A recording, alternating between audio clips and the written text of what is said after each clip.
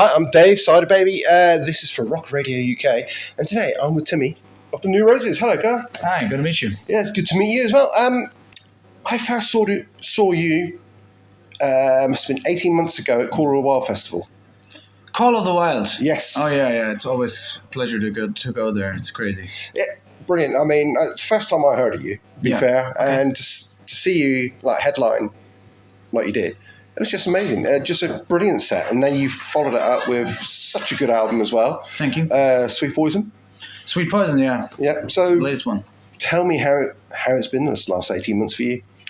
It's crazy because, we're still kind of recovering from the whole COVID madness. Yep. And everything was upside down. And so we tried to navigate through all this. And it turned out to be like our busiest festival season ever. Okay.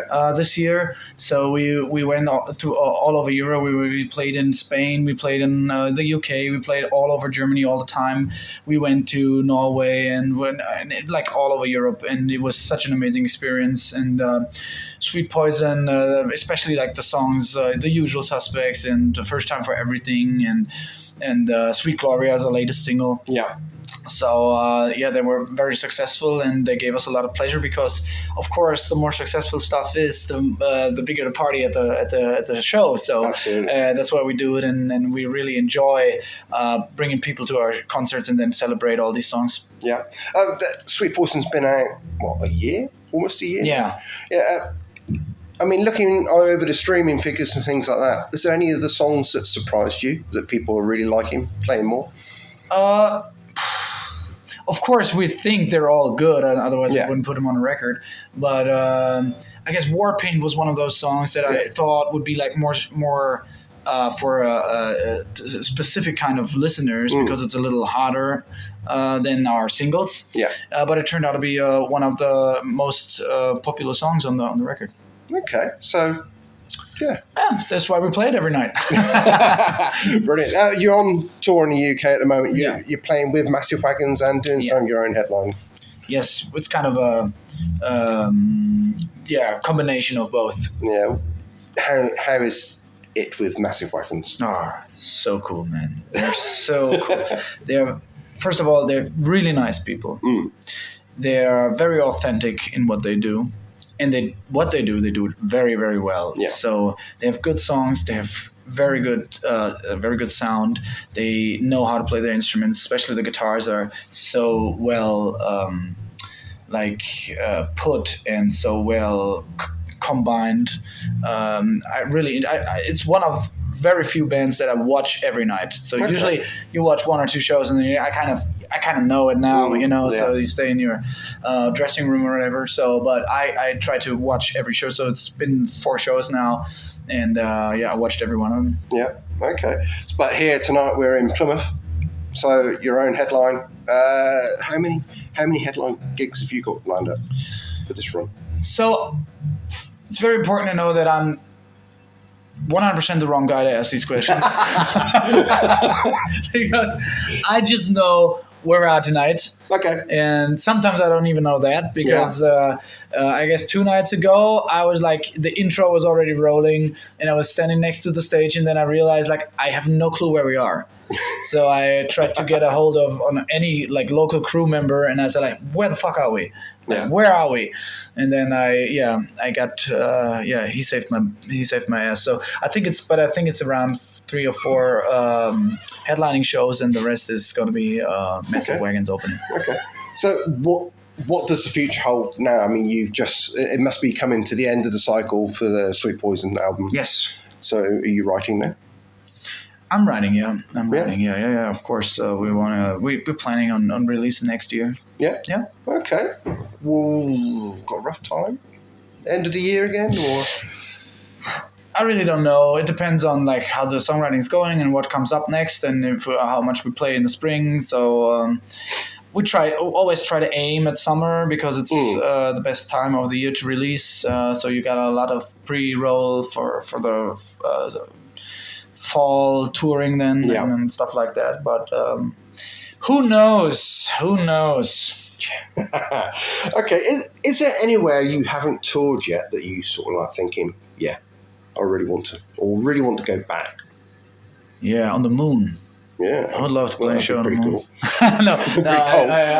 Cool. We've been to the States 2 times for the cruise with the Kiss, Yes. the Kiss cruise, but we would really love to do a proper tour then and open for whatever, and spread the word that there's rock and roll from Germany that is actually authentic enough to be played in the US. Yeah, you know? Yeah.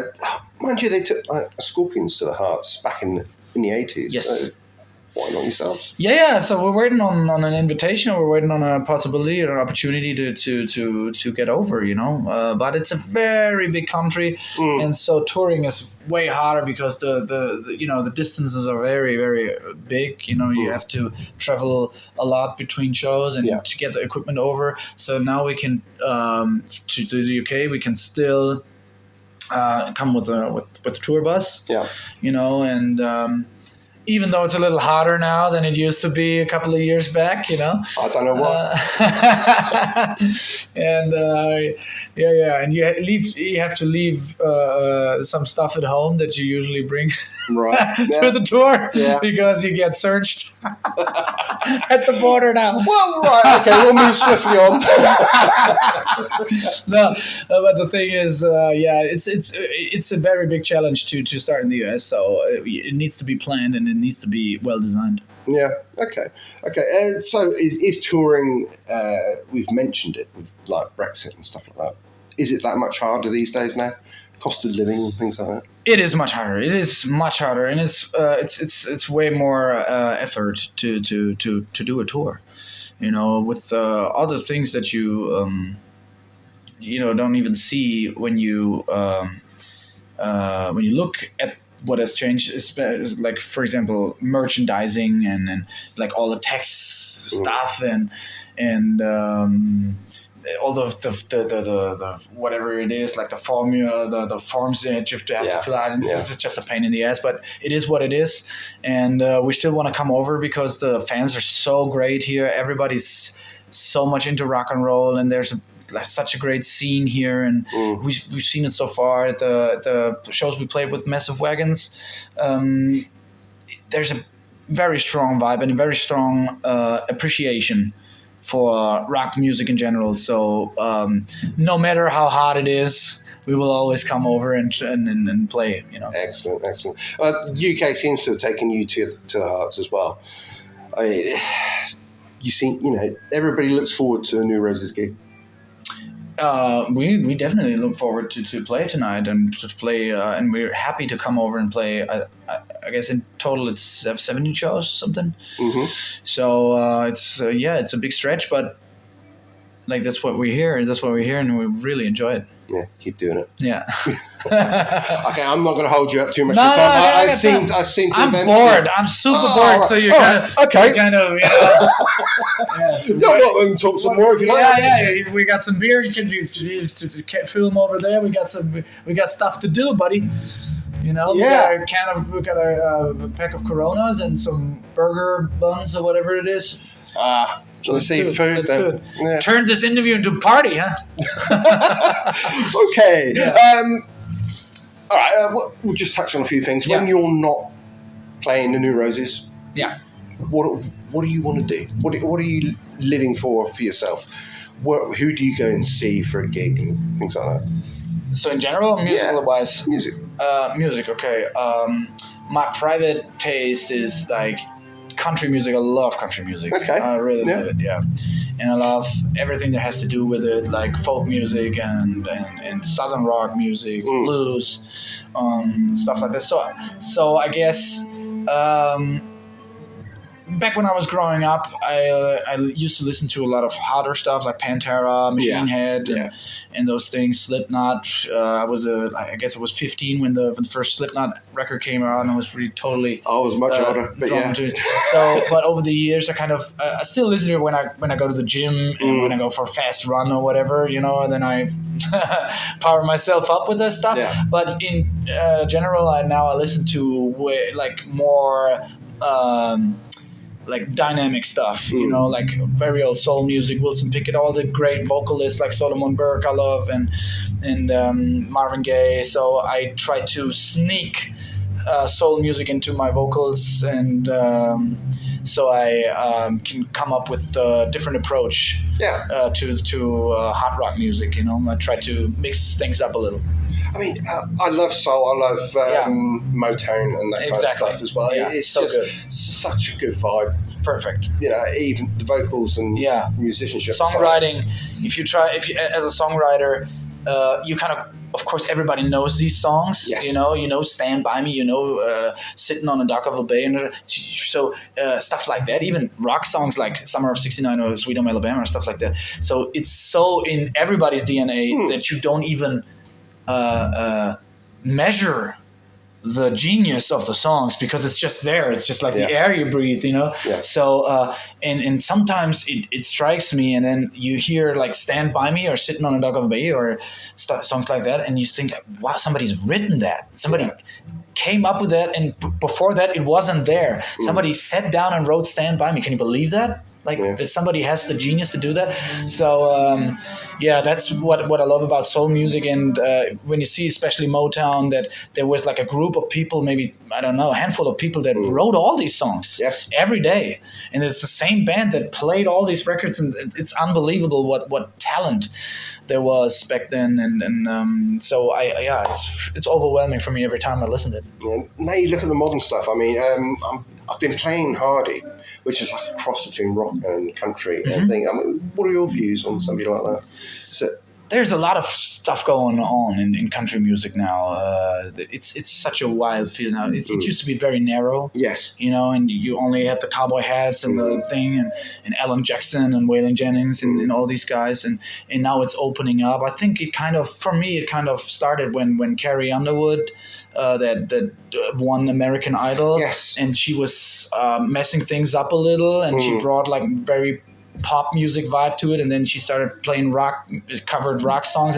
So I think from there everybody understood we have to bring it to the next generation, and now you got hip-hop vibes, which I don't like that much, but you got a lot of rock music coming in, and bands like Whiskey Myers, for example, very good band that I like, and Luke Combs, and there's so much going on, and I really like it. And I don't know how it is here in Germany. There's this, like, it's not obvious now, but you can feel that there's something coming, you know, that the country music is coming over. So I'm really looking forward to it, because usually I only get to see those bands when I'm over in the States.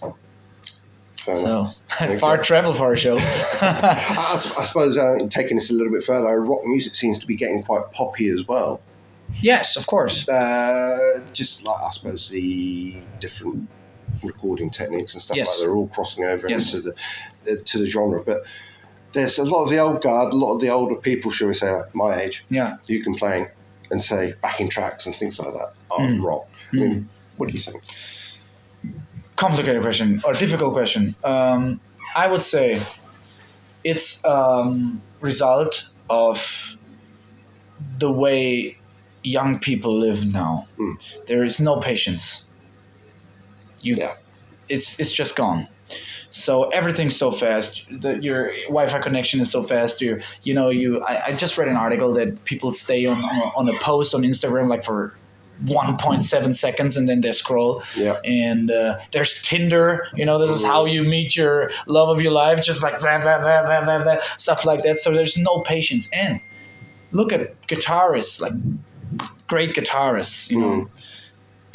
And those guys, like Jimi Hendrix, he died very young, but he spent all his life trying to develop that skill. So it takes all your life and all your effort and so much time, hours and hours and hours, every fucking day. You have to practice, and you put so much time into one song. Imagine, like, I've read an article about the record Pump from Aerosmith. Yes. I think it took them 5 years or 6 years to make this record. In times of Spotify, they kind of expect you to release a record every year. So put all this together. Nobody has the time or the patience to learn an instrument anymore, like really learn it, and then take what they learn into experience and travel and tour and develop a unique style or sound or whatever.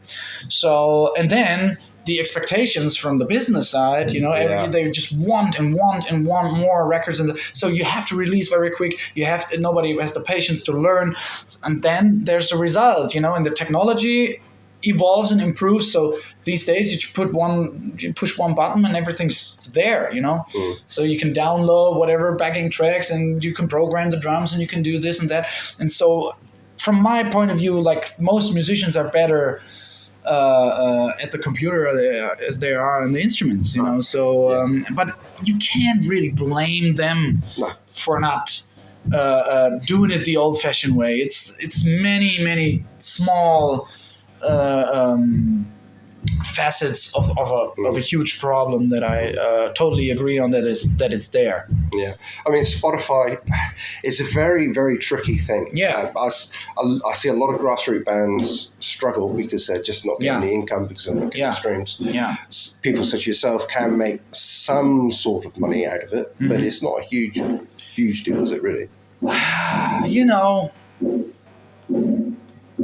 I just never complain. I think it's just, if you try to solve a new problem with an old solution, it doesn't work.